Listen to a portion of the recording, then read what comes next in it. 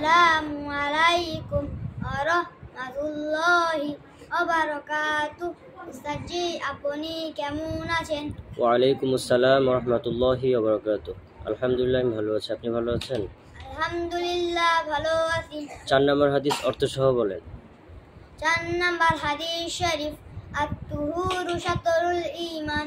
হাদিস শরীফের অর্থ পবিত্রতা ঈমানের অঙ্গ। 6 নম্বর হাদিস অর্থ সহ বলেন। 6 নাম্বার হাদিস শরীফ, আউয়ালু মা ইউহাসাবু বিহিল আবদু ইয়াউমাল কিয়ামাতিস সালাহ।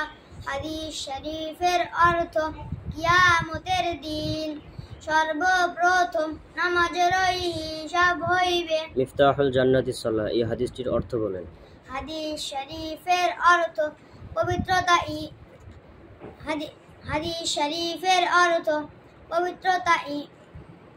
আচ্ছা, দ্বীনি ইলম শিক্ষা করা প্রত্যেক মুসলমানের উপর ফরজ। এই অর্থটির হাদিস বলেন।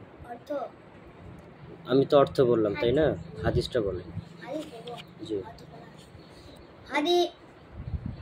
3 নাম্বার হাদিস